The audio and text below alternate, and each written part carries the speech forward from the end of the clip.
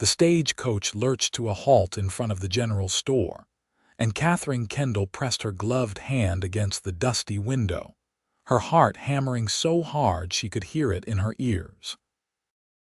Wallace, New Mexico Territory stretched before her in the blazing afternoon sun of July 1878, looking smaller and rougher than she had imagined during all those restless nights back in Pennsylvania. The buildings seemed to lean against each other for support, their wooden facades bleached pale by the relentless sun, and the main street was nothing more than packed dirt that rose in small clouds with every gust of wind. Katherine stepped down from the coach, her legs unsteady after 3 weeks of travel, her plain gray traveling dress now coated with a fine layer of dust that made her look even more unremarkable than she already felt.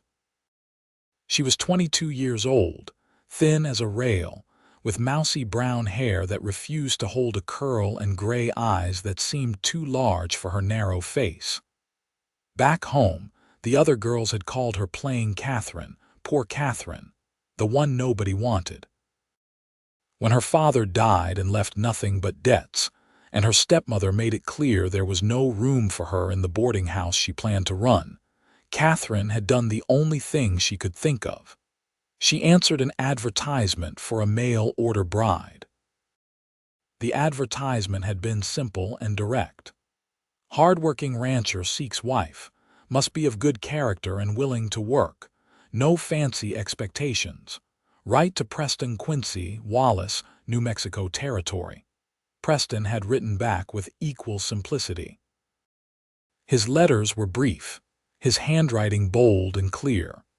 He told her about his ranch 10 miles outside of town, about the cattle he was building up, about the house he had built with his own 2 hands. He never wrote anything romantic or flowery, never promised her anything but honest work and a roof over her head. Katherine had written back carefully, trying to sound capable and useful, trying not to reveal how desperately afraid she was that even this rough rancher in the middle of nowhere would take one look at her and send her back. Now she stood in the dusty street, clutching her single-worn carpetbag, scanning the faces of the men who lounged against the buildings or walked past with purposeful strides. Which one was Preston Quincy? Would he be here at all, or would she be left standing like an unwanted package? Miss Kendall. She turned toward the voice and felt her breath catch. The man who approached her was tall, well over 6 feet, with broad shoulders that filled out his work shirt and long legs encased in dusty denim.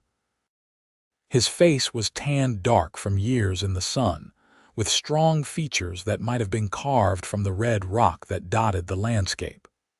But it was his eyes that held her attention, a startling shade of blue that seemed almost impossible against his weathered skin. He was perhaps 26 or 27, and he was removing his hat as he walked toward her, revealing dark brown hair that needed cutting. "Mr. Quincy," Katherine managed, her voice coming out smaller than she intended.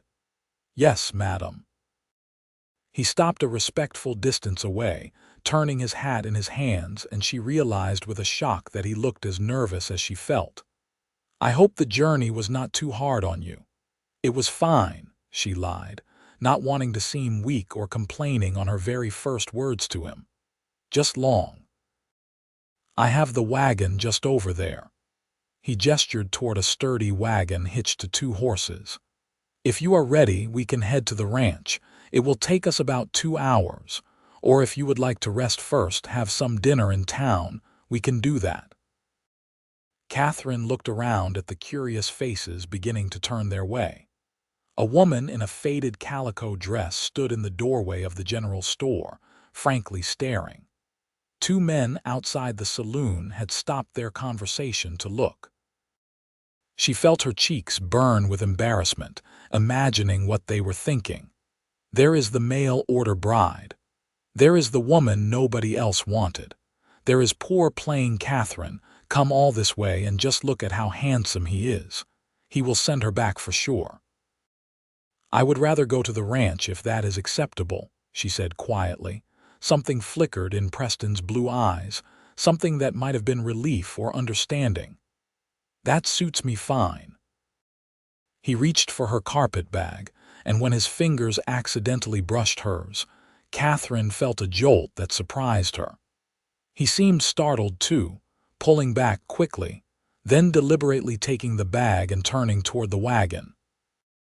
He helped her up onto the seat with a hand under her elbow, his touch gentle despite the obvious strength in his hands.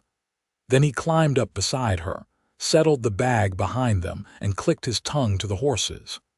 They moved forward at an easy pace, leaving the town behind. For the first several minutes, neither of them spoke. Katherine sat with her hands folded in her lap, acutely aware of his presence beside her, of the heat radiating from his body, of the way he handled the reins with easy competence. She snuck glances at his profile, at the strong line of his jaw, the slight crook in his nose that suggested it had been broken at some point, the way his shirt pulled across his shoulders. He was far more handsome than she had expected, far more than she deserved. The knot of anxiety in her stomach tightened. "I should tell you," Preston said suddenly, his voice low and serious, "that the ranch is not fancy. It is just a small operation. The house has 3 rooms, a main room with the kitchen, a bedroom, and a small room I have been using for storage. The work is hard, and there are days when it seems like nothing goes right."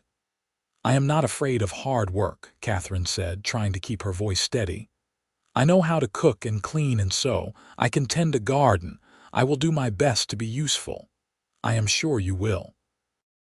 He was quiet for a moment, then added, "I want you to know that I will not rush you into anything. I have made up the small room for you. You can sleep there until you feel comfortable with other arrangements. I know this is strange, marrying a man you have only just met." Relief flooded through Katherine so intensely that tears pricked at her eyes. She blinked them back quickly, not wanting him to see. "Thank you," she whispered. "That is very kind." "It is only decent," he said gruffly. They fell silent again, but this time the silence felt less strained. The landscape rolled past them, vast and open in a way that both frightened and awed Katherine. She had never seen so much space, so much sky. In Pennsylvania, there had always been trees and hills to break up the view, to make the world feel smaller and more manageable. Here, the land seemed to stretch forever, dotted with scrubby vegetation and strange, twisted trees Preston told her were junipers. "It is beautiful," she said softly, surprising herself because she meant it. Preston looked at her with obvious surprise. "Most women from back east think it is ugly and barren." "It is different," Katherine acknowledged, "but there is something honest about it. It does not try to be anything other than what it is." Something in his expression softened. "I never thought of it that way, but you are right." The ranch, when they finally reached it, was as simple as Preston had described. The house was a sturdy structure of wood and adobe, with a covered porch across the front and a chimney rising from one side. Nearby stood a barn, a small stable, and several corrals. A windmill turned lazily in the breeze, its blades catching the late afternoon light. Perhaps 100 cattle grazed in the distance, and she could see the shapes of horses in one of the corrals. "It is not much," Preston said, and she could hear the uncertainty in his voice. "But it is mine, free and clear. No bank owns any part of it." "It looks wonderful," Katherine said, and meant it. She had expected something much rougher, maybe just a cabin. This was a real home, built by someone who intended to stay to build a life. Preston helped her down from the wagon, and this time his hands lingered at her waist just a moment longer than necessary. Katherine felt that strange jolt again, that awareness of him that made her breath come faster. When she looked up and met his eyes, she saw that he felt it too, and something in his expression made her feel less afraid, less certain that he would find her lacking. He showed her through the house with obvious nervousness, pointing out where everything was kept, how the stove worked, where the well was located outside. The main room was simple but clean, with a table and chairs, a cookstove, a few shelves holding supplies, and a comfortable-looking chair near the fireplace. The bedroom was small but held a real bed with a patchwork quilt, a dresser, and a washstand. The small room he had mentioned was barely bigger than a closet, with a narrow cot and a small trunk. "I know it is not what you are probably used to," Preston said, standing in the doorway of the small room. "It is perfect," Katherine said, setting her carpetbag on the cot. In truth, it was better than the cramped space she had shared with two other girls in her stepmother's boarding house. At least here she would have privacy. "Thank you for preparing it. I will let you rest and wash up," Preston said. "I need to check on the animals and do the evening feeding. When you feel ready, come out and I will make us some supper." "You do not have to do that," Katherine said quickly. "Cooking is my job now. That is part of why you married me." Preston frowned, and for a moment she thought she had offended him. "I did not marry you to have a servant, Miss Kendall." "Katherine," she said softly. "You should call me Katherine, and I know that, but you brought me here to be useful. Please let me cook supper. It will help me feel less like a stranger." He studied her for a long moment, and she could not read the expression in his blue eyes. Finally, he nodded. "If that is what you want. There is salt pork in the larder, beans, some dried corn. Make whatever you like. I will be back in an hour or so." After he left, Katherine stood in the small room, listening to his footsteps cross the main room and then the sound of the front door closing. She sank onto the narrow cot and finally allowed herself to take a full breath. She had made it. She was here. Preston Quincy had not taken one look at her and told the stagecoach driver to take her back. He had been kind, considerate even. He had given her a space of her own and promised not to rush her. But the anxiety still gnawed at her. He was being kind now, but how long would that last? She had seen his face, the way any woman would want to look at such a man. He was strong and capable, with a ranch of his own and those incredible blue eyes. He could have written to a dozen women and had his pick of prettier, more accomplished brides. Why had he chosen her? And more importantly, how long before he realized he had made a terrible mistake? Katherine stood up and shook out her dress as best she could, then went to explore the kitchen properly. She would show him that she could be useful, that she could earn her keep even if she could not be the beautiful, charming wife he might have wanted. She found the supplies he had mentioned, along with some flour, lard, and a few precious eggs. She built up the fire in the stove, moving carefully because she was not yet familiar with how it drew, and set about making biscuits to go with the salt pork and beans. As she worked, she looked around the house with new eyes. It was clean but sparse, with none of the small touches that made a house a home. No curtains on the windows, no cloth on the table, no decorations of any kind. It was the house of a man who lived alone, who put all his energy into the ranch and had none left over for making his living space comfortable. Well, that was something she could do. She had fabric and thread in her bag, and she could make curtains. She could plant flowers by the porch. She could make this house a home, even if she could not make herself into the wife Preston Quincy deserved. The sun was setting by the time Preston returned, painting the sky in shades of orange and red that seemed impossible. Katherine had the table set with the few dishes she found, and the food was ready. She felt nervous as he came through the door, hoping the meal would be acceptable, hoping she had not used up supplies he had been saving for something else. Preston stopped just inside the door, staring at the table. Then he looked at Katherine, and something in his expression made her heart skip. "It smells wonderful," he said quietly. "It has been a long time since anyone cooked for me. I hope it tastes all right, Katherine said, twisting her hands in her apron. I was not sure how you like things prepared. I am sure it will be fine. He moved to the washstand and cleaned up, then came to the table. He pulled out a chair for her first, waiting until she sat before taking his own seat. The gesture surprised her. Her father had never done such things, had never treated her mother with that kind of courtesy. Preston said a simple grace, then they began to eat. Katherine watched anxiously as he took his first bite of the biscuit, relaxing slightly when he nodded with approval. "These are real good," he said.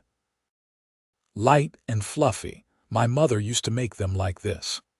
"Where is your mother now?" Katherine asked, then worried she had been too forward, but Preston did not seem to mind the question. "She passed 5 years ago, fever. My father went a year later. His heart just gave out, but I think it was really from missing her. They were married 28 years and never spent a night apart if they could help it." "That is beautiful," Katherine said softly, "to love someone that much." "It is what I always hoped to have," Preston said, then seemed embarrassed by the admission. He focused on his plate, eating steadily. They finished the meal in relative silence, though it was not uncomfortable. Preston complimented the food twice more, and Katherine felt a small glow of pride. When they were done, Preston started to help clear the table, but Katherine shooed him away. "Please, let me do this. You have been working all day." "So have you," he pointed out. "You traveled all the way here, then cooked a full meal in a strange kitchen." "But I want to do it," Katherine insisted. "Please." Preston looked at her with that searching expression again, as if he was trying to figure her out. "All right, I will go check on the horses one more time, make sure everything is locked up for the night." After he left, Katherine cleaned the kitchen, washing the dishes and putting everything away carefully, making mental notes of where everything was kept. By the time Preston returned, she had banked the fire in the stove and was wiping down the table. "You do not have to work so hard," Preston said quietly. "You have had a long day. You should rest." "I am fine," Katherine said, but even as she spoke, exhaustion washed over her. The truth was, she had barely slept on the journey, too worried about what awaited her at the end. Now that she was here, now that the anxiety of the first meeting was over, her body was demanding the rest it had been denied.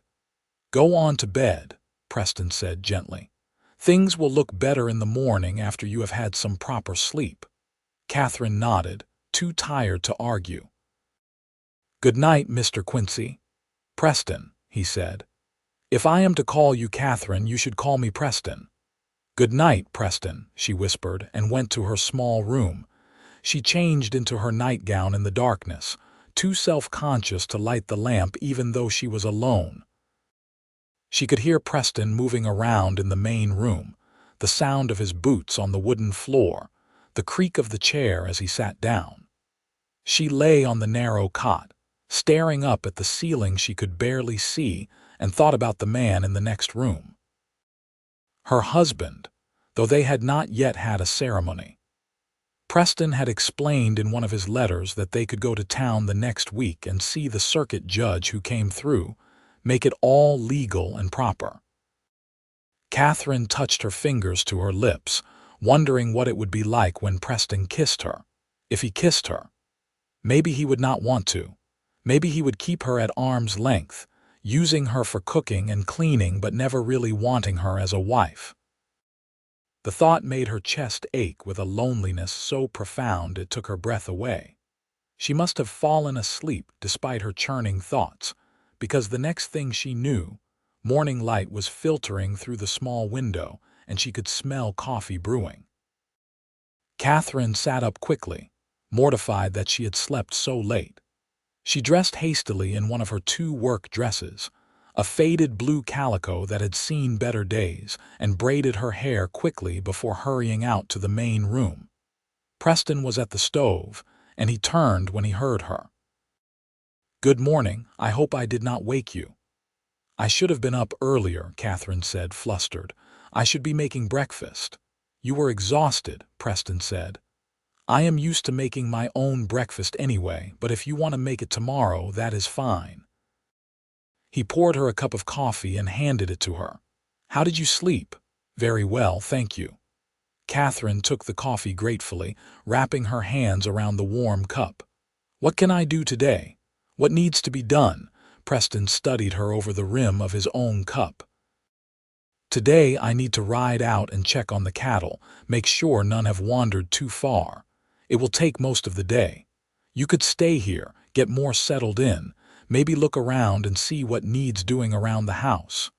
"Could I come with you?" The words were out before Katherine could stop them. She felt her cheeks burn. "I am sorry that was forward. You probably want to do your work without someone tagging along." But Preston was shaking his head, and there was a light in his eyes that had not been there before. "I would like that. It would be good for you to see the ranch, to understand what we are doing here." "Can you ride?" "I can," Katherine said.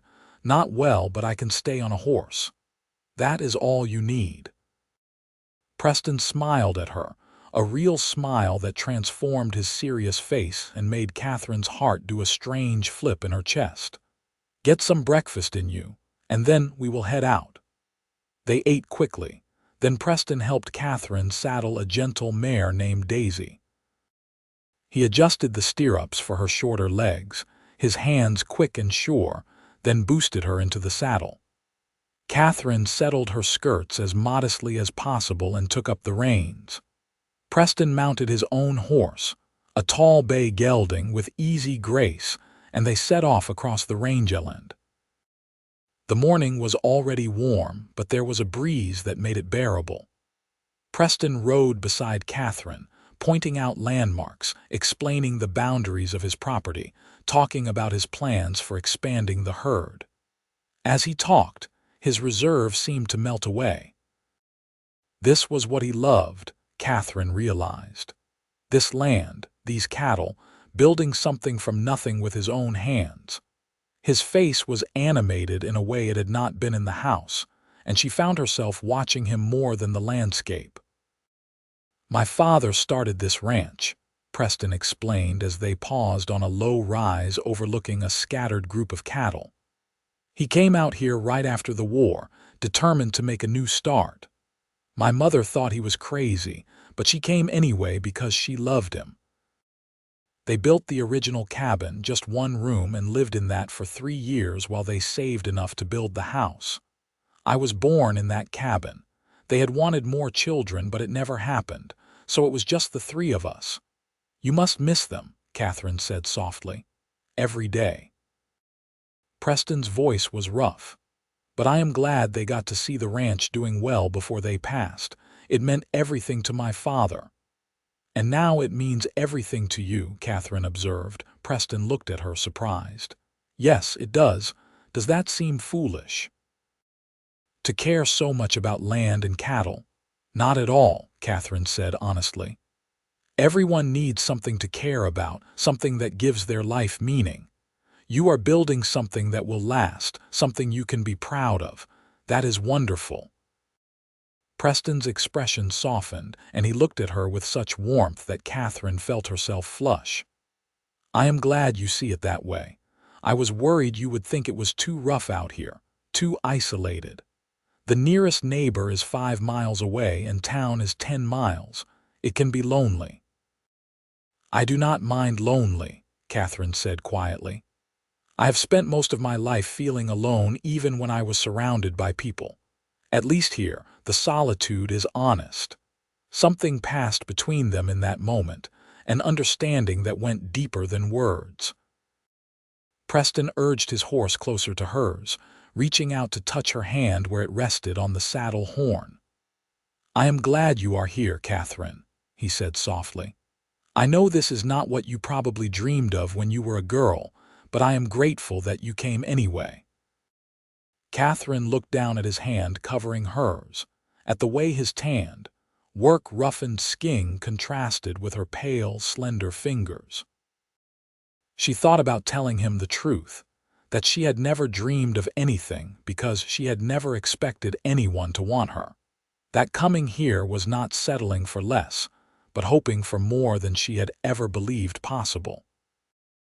But the words stuck in her throat, trapped by years of being told she was not enough, not pretty enough, not charming enough, not good enough. "I am glad, too," she whispered instead. They spent the rest of the morning riding, checking on the cattle, making sure the water sources were still good. Preston showed Katherine how to spot signs of illness or injury in the animals, how to tell if something was wrong. He talked about the market, about when and where he sold his cattle, about his dreams of building the herd to 200 head within the next 3 years. "With 2 of us working, we can do more," he said as they finally turned back toward the house. "I could take on more cattle, improve the grazing land, maybe even build a bigger barn. That is, if you want to help with the ranch work. I know it is not what most women want." "I want to help," Katherine said firmly. "I want to be useful." "You already are," Preston said, and the sincerity in his voice made Katherine's throat tighten with unexpected emotion.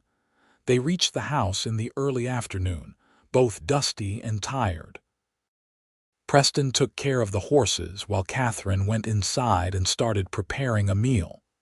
She was in the middle of frying chicken when Preston came in, and she was startled when he walked up behind her. "Katherine, I have been thinking," he said, and something in his tone made her set down the fork and turn to face him. He stood close, closer than he had before, and she could see the hesitation in his eyes. "We should go to town tomorrow and see the judge. Make things official. Unless you want to wait longer, get to know each other better first." Katherine's heart began to pound. This was it, the moment she had been both longing for and dreading. Once they were married in the eyes of the law, there would be no going back. If Preston decided he had made a mistake, she would be trapped. But if she said no, if she asked to wait, would he think she was rejecting him? Would he send her away? "I do not want to wait," she heard herself say. "Unless you do." "No," Preston said quickly. "I want to make you my wife properly. I want everyone to know that you belong here, that you are not just some woman passing through." "Then we will go tomorrow," Katherine said, trying to keep her voice steady even as her pulse raced. Preston smiled, and then, so slowly that Katherine had time to pull away if she wanted to, he leaned down and pressed a gentle kiss to her forehead. It was chaste, barely more than a brush of his lips against her skin, but it sent a shiver through Katherine's entire body. When he pulled back, his eyes were dark with an emotion she could not quite name. "I will do my best to make you happy," he said softly. "I know I am not an educated man and I do not have fancy words, but I will work hard for you and I will treat you with respect. That is a promise." "I will do my best too," Katherine whispered, blinking back tears. "I will try to be a good wife." "You already are," Preston said, and then he stepped back, giving her space, and went to wash up for dinner. That night, Katherine lay in her narrow cot and thought about the next day. She would become Katherine Quincy, wife of Preston Quincy, a rancher in the New Mexico territory. It was real now, truly real, and the weight of it pressed on her chest like a stone. What if she could not do it? What if she failed at being a wife, at helping with the ranch, at all the things Preston needed her to be? What if he woke up one morning and regretted bringing plain, scared Katherine into his life? The thoughts chased themselves around in her head until she finally fell into a restless sleep, dreaming of vast open spaces and blue eyes that saw too much. The trip to town the next day felt surreal. Katherine wore her best dress, a dark green cotton that was at least clean and pressed. She had tried to do something with her hair, pinning it up in a style that was more elaborate than her usual braid. But by the time they were halfway to town, strands were escaping and curling around her face in the humidity. She felt awkward and unkempt sitting beside Preston, who looked impossibly handsome in a clean shirt and vest. Wallace was busier than it had been when Katherine arrived. The streets were full of people going about their business, and she saw several women in nice dresses walking together, their heads bent in conversation. They looked confident and pretty, everything Katherine was not. She shrank down in her seat, wishing she could disappear. Preston seemed to sense her discomfort because he reached over and took her hand, threading his fingers through hers. "It will be quick," he said quietly. "The judge is usually at the hotel this time of day. We will find him, say our vows, sign the papers, and then we can go home. Home." The words sent a warm feeling through Katherine's chest. She had a home now, and a man who was holding her hand like it was something precious. They found Judge Harrison in the hotel dining room, just finishing his lunch. He was a portly man with gray hair and kind eyes, and he smiled when Preston explained what they needed. "A wedding. Excellent, excellent. Do you have witnesses?" Preston looked around the dining room, and Katherine felt her anxiety spike. But then a woman stood up from a nearby table, setting down her napkin. She was perhaps 35, with dark hair streaked with gray and a warm smile. "I will be happy to witness," she said. "Martha Collins. My husband and I run the mercantile." A man Katherine assumed was the husband stood as well. "Thomas Collins, congratulations to you both." They gathered in front of the judge, who pulled out a worn Bible and opened it to a marked page. Katherine stood beside Preston, acutely aware of how close he was, of the way his shoulder brushed against hers. Her hands were shaking, so she clasped them tightly together in front of her. The ceremony was brief. Judge Harrison read from the Bible, asked them each if they took the other as spouse, and had them repeat simple vows. Katherine's voice was barely above a whisper, but Preston's was firm and clear, as if he had no doubts at all about what he was doing. Then the judge pronounced them man and wife and told Preston he could kiss his bride. Preston turned to Katherine, and she saw her own nervousness reflected in his eyes. But there was determination there too, and something else, something warm and gentle. He cupped her face in his hands, his palms rough and warm against her cheeks, and lowered his head. His lips touched her softly, carefully, and Katherine's eyes fluttered closed.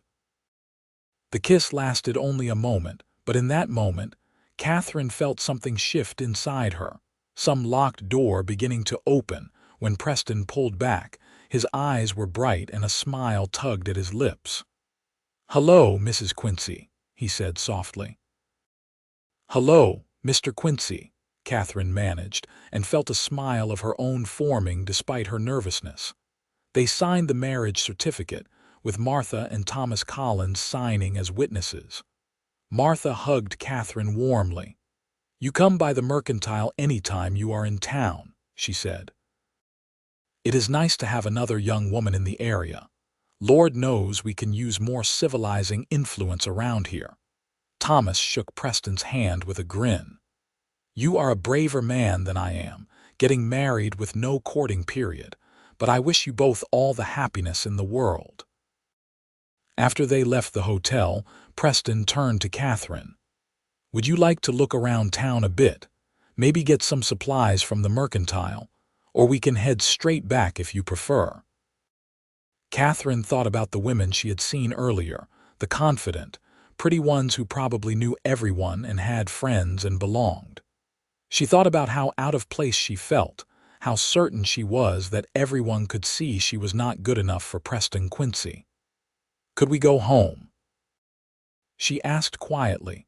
Preston studied her face, and again she had the sense that he saw more than she wanted him to. But he just nodded and helped her back into the wagon. "Home it is." They rode in silence for a while, but it was not an uncomfortable silence. Katherine found herself sneaking glances at Preston, this man who was now her husband, trying to reconcile the reality with the anxiety that had plagued her for so long. He had been nothing but kind. He had not criticized her appearance or her awkwardness. He had held her hand and kissed her gently and called her Mrs. Quincy like it was something to be proud of. "Are you all right?" Preston asked suddenly, glancing over at her. Katherine realized she had been staring. She felt her cheeks heat. "Yes, I am sorry, I was just thinking." "About what?" She hesitated, then decided that if they were truly married, if this was really going to work, she needed to be honest, at least a little bit. "About how strange this is. Yesterday I did not know you at all, and now you are my husband." "It is strange," Preston agreed, "but it does not feel wrong." "Does it feel wrong to you?" "No," Katherine admitted softly. "It feels like maybe this is where I was supposed to end up all along. Is that foolish?" "Not foolish at all." Preston was quiet for a moment, then added, "I know I am not what most women dream of. I am rough around the edges, and I do not have much to offer besides hard work and a simple life. But I meant what I said yesterday. I will do everything I can to make you happy, Katherine. I will be faithful and true, and I will never raise a hand to you or speak to you with disrespect. You have my word on that." Tears stung Katherine's eyes, and she had to blink rapidly to keep them from falling. No one had ever made her such promises before. No one had ever cared enough to try. "I will do my best to be a good wife," she said, her voice thick.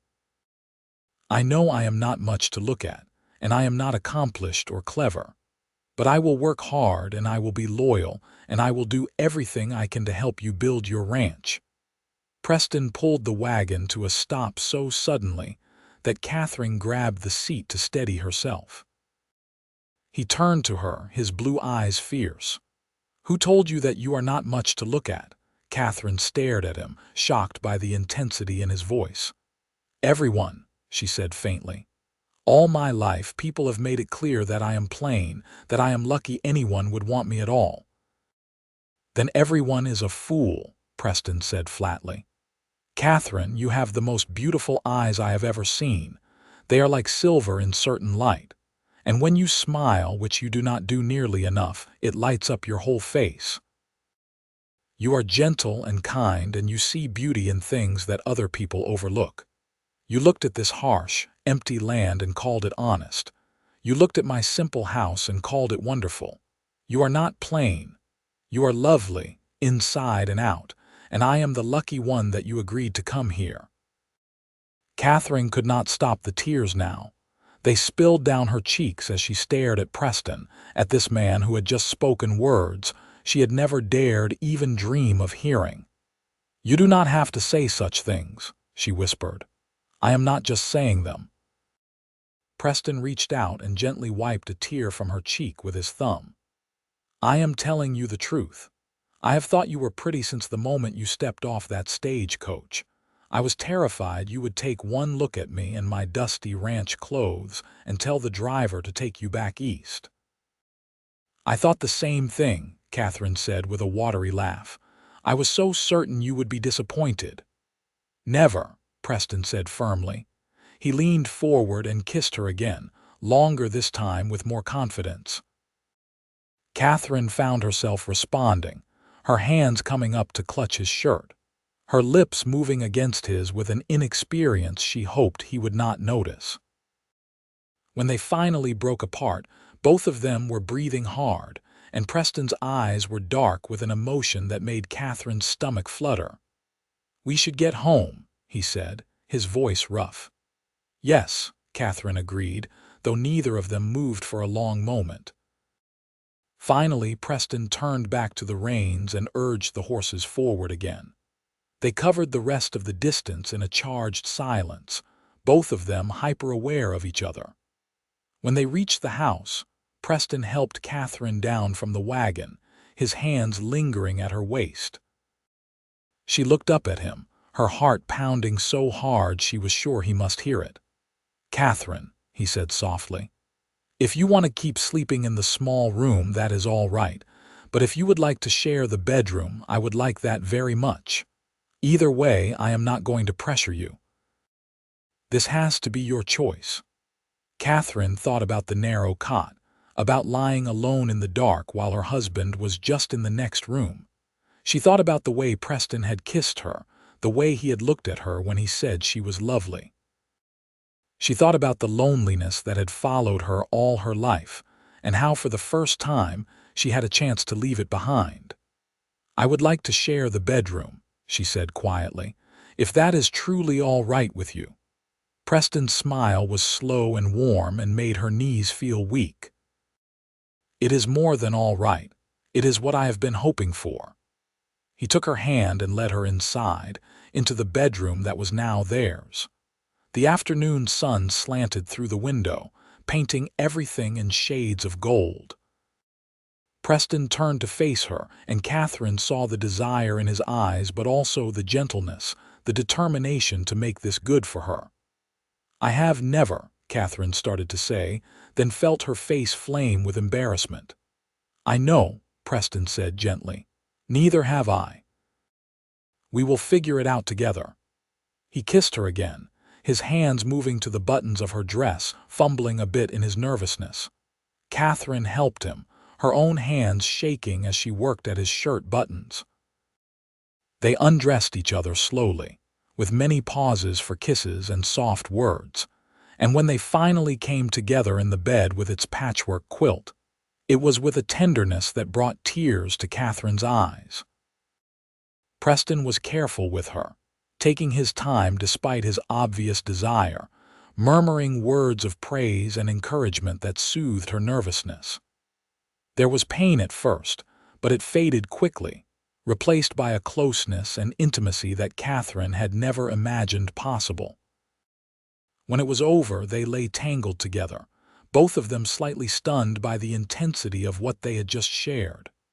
"Are you all right?" Preston asked, brushing damp hair back from Katherine's forehead. "More than all right," Katherine whispered, and realized it was true. In Preston's arms, she felt safe and wanted in a way she had never experienced before. Maybe she really could be enough for him. Maybe this really could work. They dozed for a while in the warm afternoon, wrapped in each other. When Katherine woke, the sun was lower in the sky and Preston was watching her with such open affection that it made her breath catch. "What are you thinking?"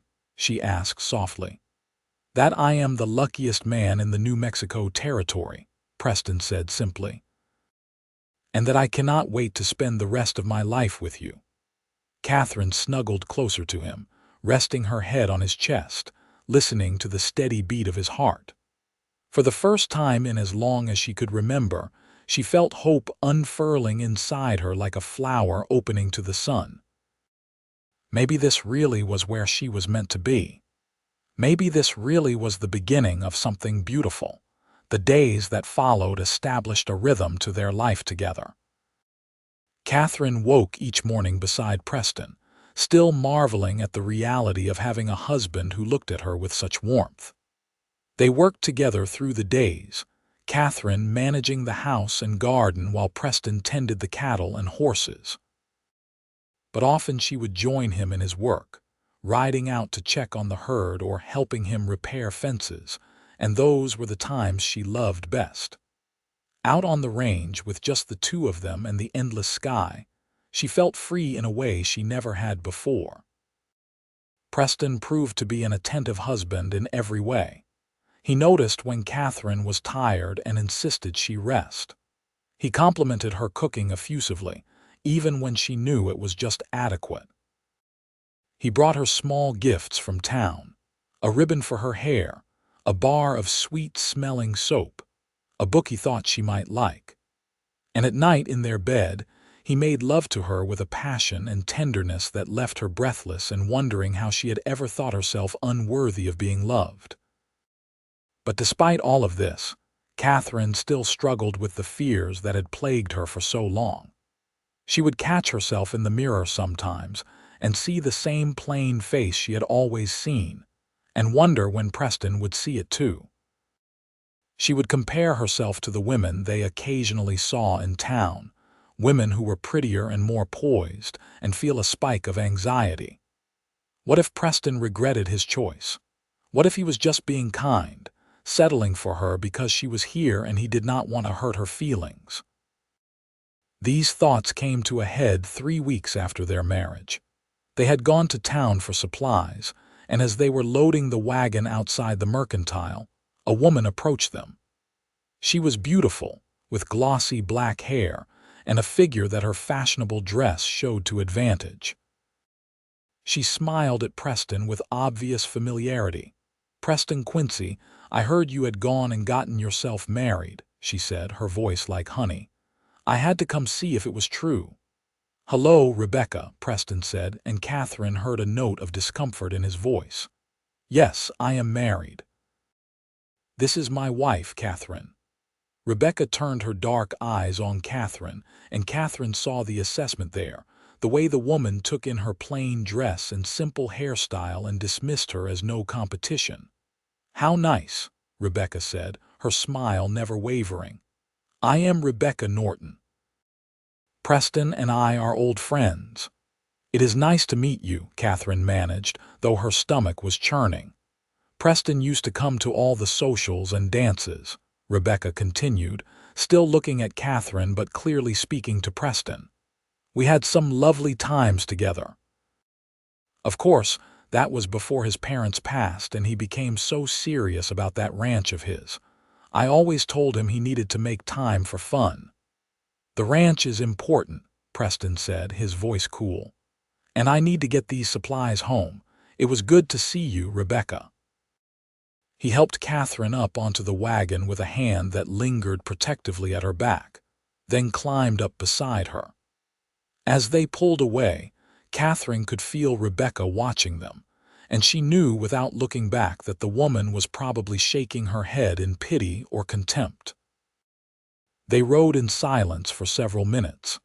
Katherine stared straight ahead, her hands clenched in her lap, trying to control the sick feeling in her stomach. Rebecca had been everything Katherine was not: beautiful, confident, fashionable, and she and Preston had history. They had been friends, had gone to dances together. Had they been courting? Had Preston cared for her? "You are thinking too much," Preston said quietly. "I can practically hear the wheels turning in your head." "Who is she?" Katherine asked, hating the way her voice came out small and uncertain. "She is nobody important," Preston said. "Her father owns a big spread north of town. She always liked going to parties and dances, and yes, I used to go to some of them too before my parents died. But there was never anything serious between us. She wanted someone who would take her to Santa Fe and buy her fancy things. That was never going to be me." "She is very beautiful," Katherine said softly. Preston pulled the wagon to a stop again, just as he had the day they married. He turned to Katherine, taking her chin in his hand and gently turning her face toward him. "She is pretty on the outside," he said firmly. "But that is all she is. She does not have your kind heart or your generous spirit. She would never have looked at my ranch and seen its potential. She would never have ridden out with me to check on cattle or helped me mend fences. She wanted me to change into someone I am not. You accepted me exactly as I am." "I am sure you could have found someone who was both beautiful and kind," Katherine whispered, the fear she had been holding back finally breaking free. "Someone who was worthy of you. I do not understand why you chose me, Preston. I am nobody special. I am just plain Katherine who nobody else wanted." "Stop," Preston said, and there was steel in his voice now. "Stop saying that about yourself. You are special, Katherine. You are strong and brave. You left everything you knew and came out here on faith, trusting a stranger. You work hard every single day without complaint. You make our house a home. You make me want to be a better man. How is that not special?"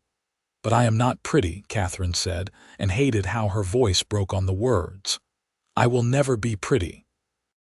And someday you will meet someone who is, and you will wish you had waited." Preston pulled her into his arms, holding her tightly against his chest. Katherine could feel the steady beat of his heart, the strength in his embrace. "You listen to me, Katherine Quincy," he said fiercely. I married you because I wanted to. Not because I had no other options, not because I was settling. Because I wanted you. When I saw you step off that stagecoach with your brave chin and your scared eyes, I knew you were someone special. And every day since then, you have proven me right. You are beautiful to me, inside and out. I love the way you look in the morning with your hair all mussed. I love the way you bite your lip when you are concentrating. I love the way you look at the sunset like it is a miracle. I love everything about you, and I do not give a damn what anyone else thinks. Katherine pulled back just far enough to look up at him, tears streaming down her face. You love me, she whispered. Preston looked startled, as if he had not realized what he had said. Then his expression softened, and he wiped her tears away with gentle thumbs. Yes, he said simply. I love you. I think I started falling in love with you that first day when you called this harsh land honest, and I fall more in love with you every single day. I love you too, Katherine said, the words tumbling out in a rush. I have been so scared because I love you so much, and I was terrified that you would realize you made a mistake with me and send me away. Never, Preston said fiercely. He kissed her hard, pouring all his emotion into the kiss. When they finally broke apart, both of them were breathing hard. You are stuck with me, Katherine Quincy. For better or worse, in sickness and health, till death do us part. Those vows meant something to me. They meant something to me too, Katherine said. And finally, she allowed herself to believe that maybe he was telling the truth. Maybe she really was enough. Maybe she was even more than enough. They went home. And that night Preston showed her with his body what he had declared with his words. And afterward, as they lay tangled together in the darkness, Katherine felt the last of her fear begin to melt away. She still might not think she was beautiful, but Preston did, and that was what mattered. He loved her. He had chosen her, and she would spend the rest of her life being worthy of that gift. The summer passed in a blur of work and love and growing contentment. Katherine's garden flourished despite the harsh climate, providing them with fresh vegetables. She made curtains for all the windows and a tablecloth for the table. She learned how to handle the cattle with increasing confidence, learning from Preston's patient instruction. The ranch itself seemed to thrive too, the cattle fattening on the summer grass, and several of the cows giving birth to strong, healthy calves. In late August, Martha Collins came out to the ranch for a visit, bringing fresh bread and news from town. She and Katherine sat on the porch with cool drinks, watching Preston work with a young horse in the corral. You look happy, Martha observed with a knowing smile. Marriage clearly agrees with you.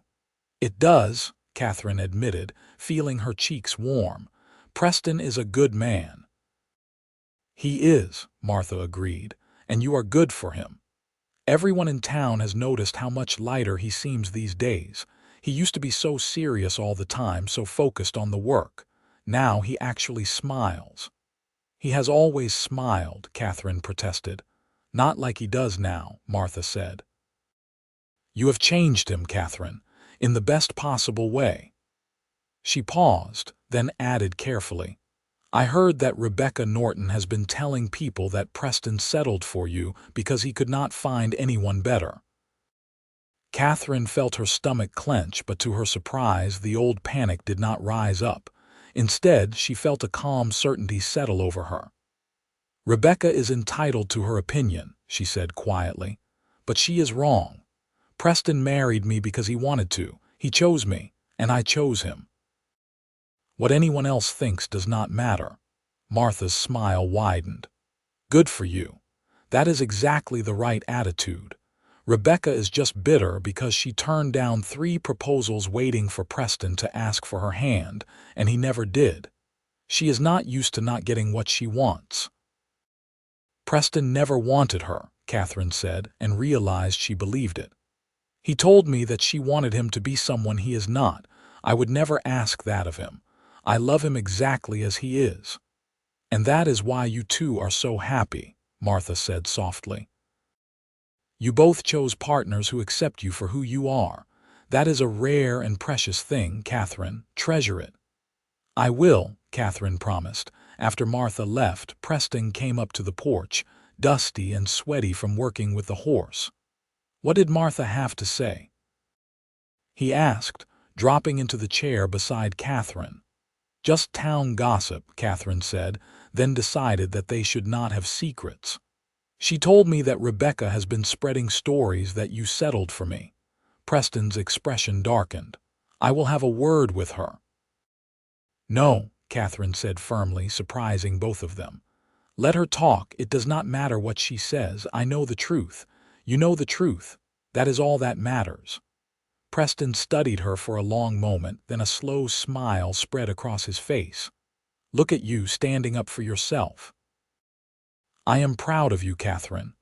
"You have given me the confidence to do it," Katherine said softly. "You have shown me that I am worth something, that I am loved. That changes everything."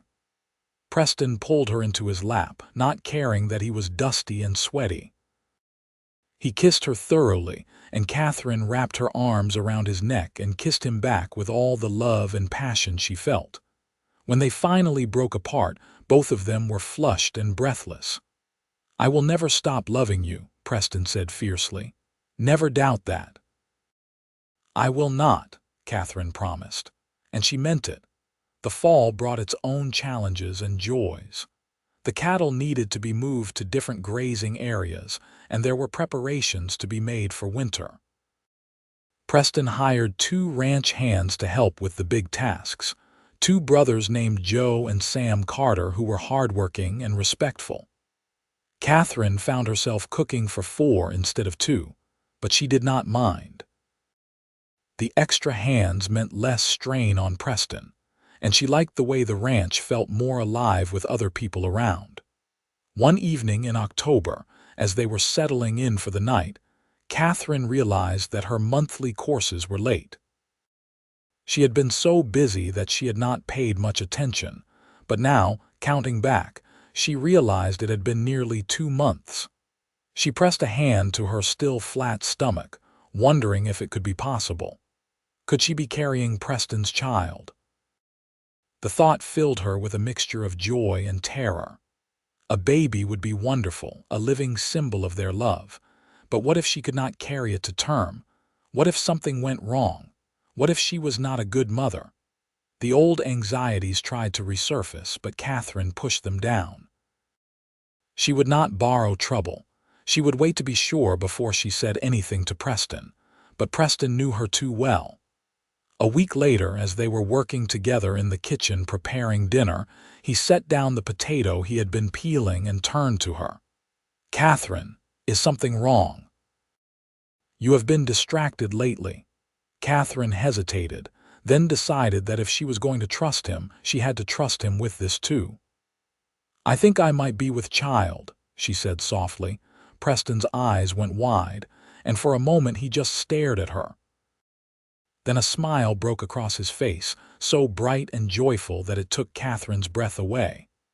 "Truly? You are sure?" "Not completely sure," Katherine admitted. "But all the signs are there. I have not had my courses in 2 months, and I have been feeling queasy in the mornings." Preston crossed the kitchen in 2 strides and pulled her into his arms, lifting her off her feet and spinning her around. Katherine laughed, clinging to his shoulders. When he set her down, his eyes were bright with unshed tears. "A baby," he said wonderingly. "We are going to have a baby." "Are you happy?" Katherine asked, needing to hear him say it. "Happy does not begin to cover it," Preston said fervently. He dropped to his knees and pressed his face against her stomach, his arms wrapping around her hips. "I am going to be a father. We are going to be a family." Katherine ran her fingers through his hair, her own eyes filling with tears. "I am scared," she admitted. "What if something goes wrong?" "Nothing is going to go wrong," Preston said firmly, looking up at her. "You are strong and healthy, and I am going to take care of you every step of the way. We will do this together, just like we do everything else." "Together," Katherine repeated softly and felt her fear ease. She was not alone in this. She had Preston, and he would be with her no matter what. Preston insisted that she see the doctor the next time they went to town, just to be sure everything was all right. Dr. Matthews was a gruff older man with kind eyes, and after examining Katherine, he confirmed what she already suspected. She was indeed with child, probably about 10 weeks along. The baby would come in early May. "You are healthy and strong," Dr. Matthews told her. "I do not foresee any problems, but I want you to take it easy. No heavy lifting, no overexerting yourself, and make sure you are eating well." "I will make sure of it," Preston said firmly, his hand tight around Katherine's. "I am sure you will," the doctor said with a smile. "Congratulations to you both." The news spread quickly through the small community. Martha was delighted and immediately began knitting baby clothes. Other women Katherine barely knew came by the ranch to offer advice and well wishes.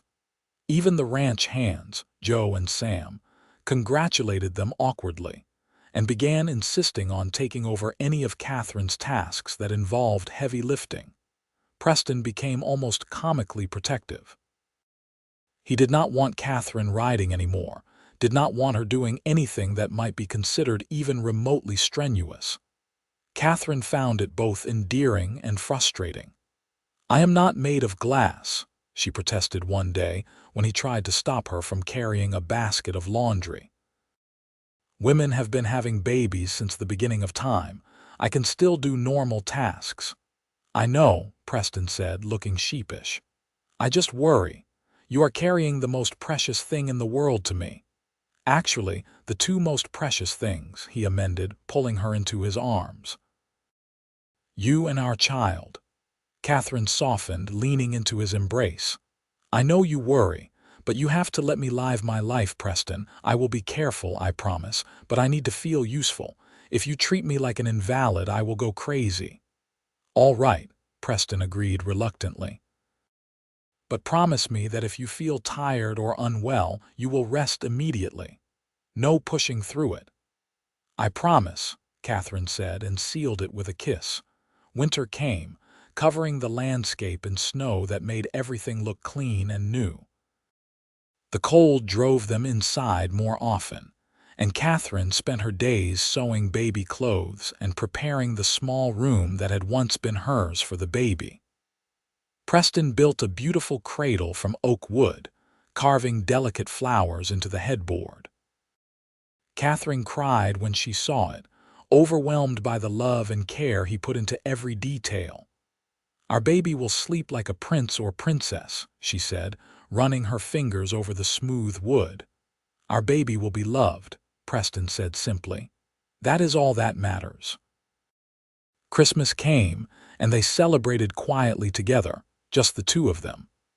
Preston gave Katherine a beautiful shawl he had bought from a traveling merchant, soft and warm and dyed a deep blue. Katherine gave him a shirt she had sewn herself, embroidering his initials on the cuff.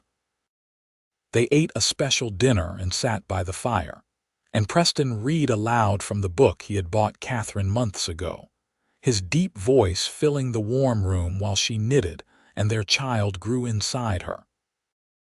"I never thought I could be this happy," Katherine said softly during a pause in the reading. "When I left Pennsylvania, I was so scared. I thought I was going to a life of loneliness and hard work with a man who would barely tolerate me. Instead, I found love and a home and now a family. It is more than I ever dreamed possible." "You deserve all of it," Preston said, setting the book aside and pulling her closer. "You deserve every happiness in the world, Katherine, and I am going to spend the rest of my life making sure you have it." Katherine kissed him, pouring all her love into the gesture. When they finally went to bed that night, she lay in Preston's arms and felt their baby flutter inside her for the first time. She gasped, and Preston's hand immediately went to her stomach. "Did you feel that?" she asked, awed. "What?" "The baby moved, right there." She placed his hand where she had felt the movement, and they waited breathlessly. There, a tiny flutter like a butterfly's wing against her palm, Preston's face was transformed with wonder. "That is our child," he said, his voice rough with emotion. "That is our baby." They stayed awake for hours, hands pressed to Catherine's growing belly, marveling at every tiny movement. And when they finally fell asleep, it was with smiles on their faces and hearts full of hope. Winter gave way to spring, and Catherine's belly swelled with their growing child. She moved more slowly now, her back aching, her ankles swelling in the heat, but she had never been happier. Preston was attentive and loving, bringing her wildflowers from the range, reading to her in the evenings, rubbing her feet when they hurt. The ranch hands tipped their hats respectfully when they saw her and were quick to help with anything she needed. In late April, Martha came to stay at the ranch, wanting to be there when the baby came. "First babies can take their time," she said practically. "And you will want another woman here, trust me." She was right. On a warm evening in early May, as the sun was setting in a blaze of orange and red, Catherine felt the first pains begin. They started slowly, just a tightening across her belly, but as the hours passed, they grew stronger and closer together. Preston sent Sam riding into town for Dr. Matthews while he stayed by Catherine's side, holding her hand, wiping her forehead with a cool cloth. "You are doing so well," he murmured over and over. "So strong. I am so proud of you." The labor was long and hard. Catherine had never experienced pain like this, and there were moments when she thought she could not go on. But Preston never left her side, and Martha was there with her experience and encouragement, and together they got her through it. As dawn broke, painting the sky in shades of pink and gold, Catherine gave one final push and heard the most beautiful sound in the world, her baby's first cry. "It is a boy," Dr. Matthews announced, holding up the red-faced, squalling infant. "A healthy boy with good lungs." Catherine reached for her son with trembling arms, and the doctor placed him on her chest. He was perfect, with a shock of dark hair and blue eyes that would probably change color, but for now looked just like his father's. Catherine touched his tiny fingers, his soft cheek, overwhelmed by the rush of love that flooded through her. "Hello, little one," she whispered. "I am your mama." Preston was crying openly, tears streaming down his face as he looked at his wife and son. "He is perfect," he said hoarsely. "Catherine, you are amazing. Look what you did.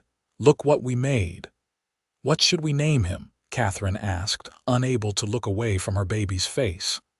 "I always liked the name James," Preston said, "after my father, but only if you agree." "James Quincy," Catherine said softly, testing the name. "Yes, that is perfect." Dr. Matthews checked them both over, declared them healthy, and left with promises to come back in a few days to check on them. Martha helped Catherine clean up and get settled in bed with little James, then tactfully left the new family alone. Preston lay down carefully beside Catherine, one arm around her shoulders, the other hand gently touching their son's tiny head. "I love you," he said softly. "I love you so much, Catherine. Thank you for this. Thank you for our son. Thank you for making my life complete." "I love you too," Catherine whispered. She looked down at James, sleeping peacefully against her chest, then up at Preston, and felt such a surge of gratitude and love that it took her breath away. She had been so afraid, so certain that she would never be enough, but Preston had shown her that she was more than enough. She was everything. She was loved and cherished and valued. She was a wife and now a mother. She was home. The days that followed were a blur of sleepless nights and endless feedings and the steep learning curve of new parenthood.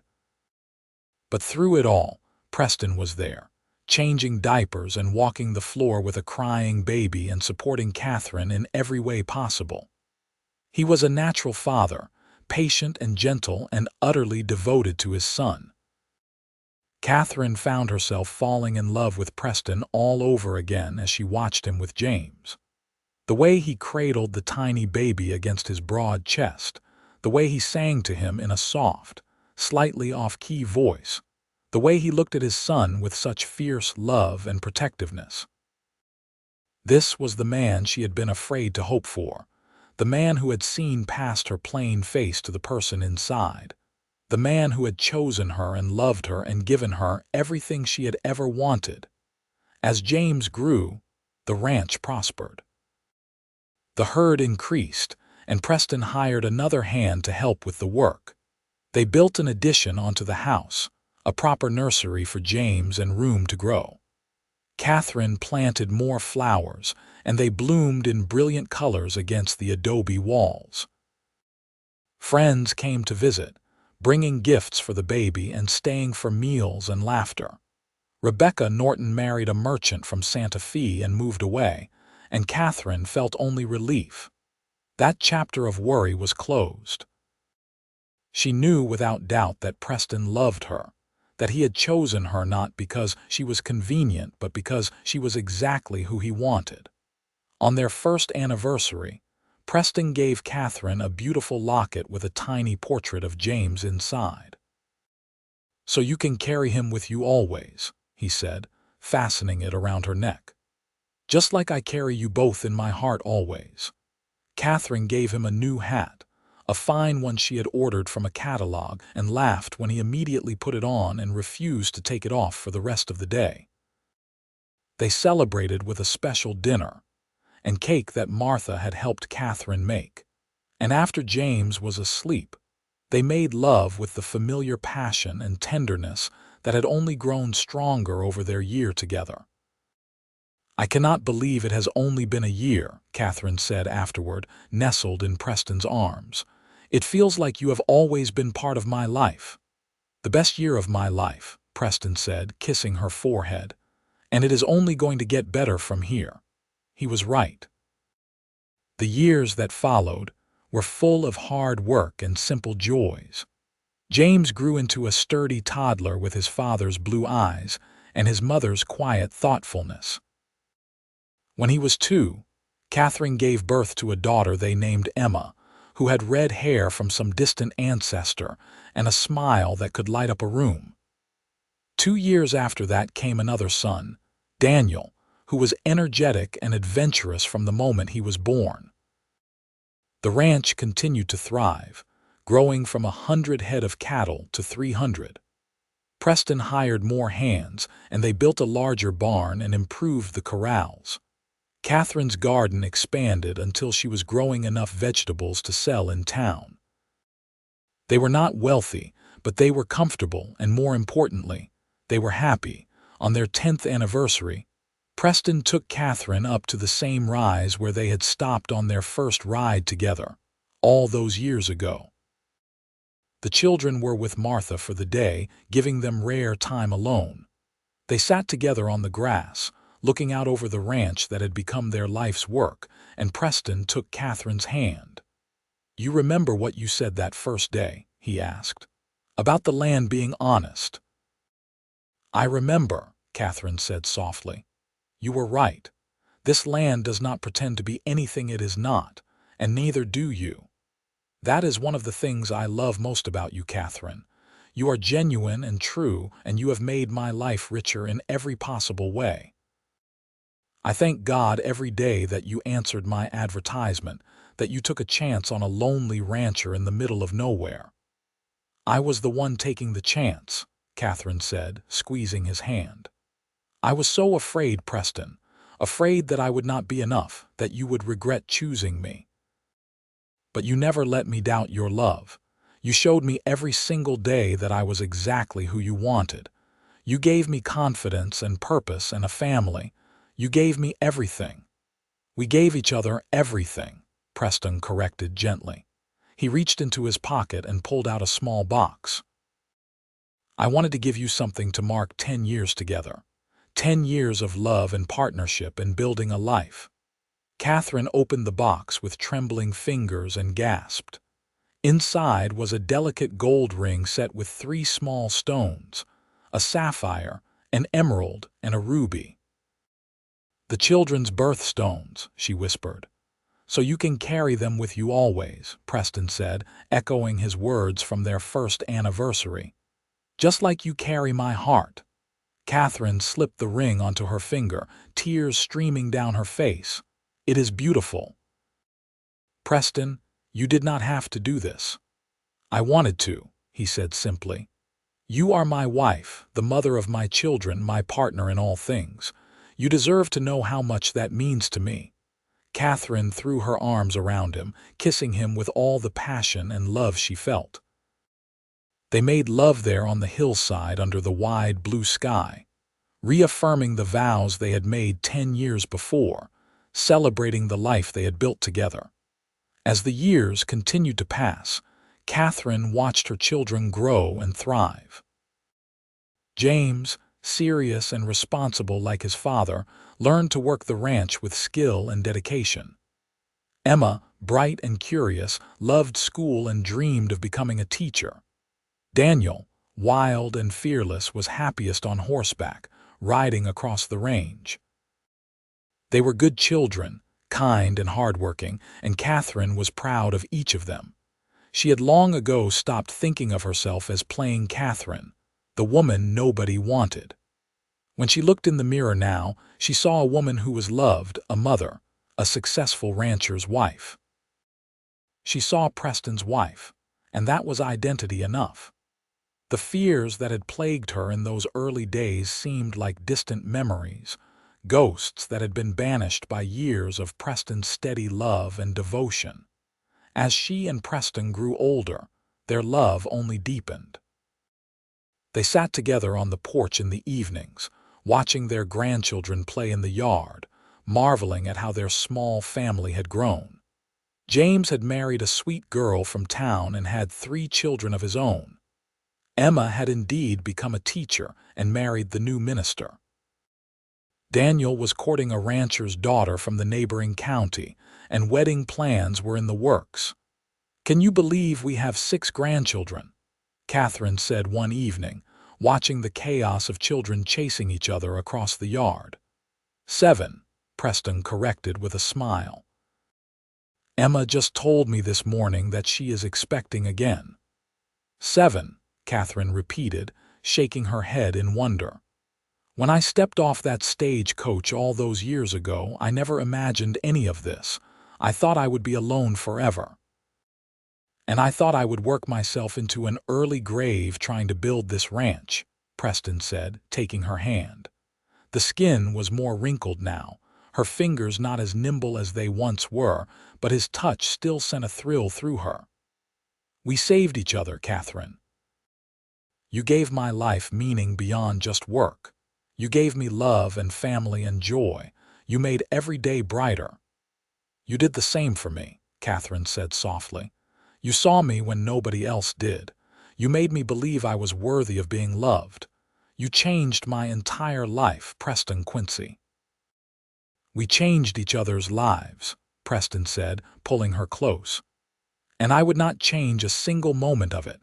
Even the hard times, the struggles, the worries. It was all worth it to end up here with you, with our family." Catherine rested her head on his shoulder, watching the sun set in brilliant shades of orange and red, just like it had on the day James was born, on the day she had arrived in Wallace, on countless evenings over the decades of their marriage. The land stretched out before them, still honest and harsh and beautiful, and she felt the same sense of rightness she had felt that very first day. She had been so afraid that she was not enough, that she would disappoint the cowboy who had sent for a mail-order bride.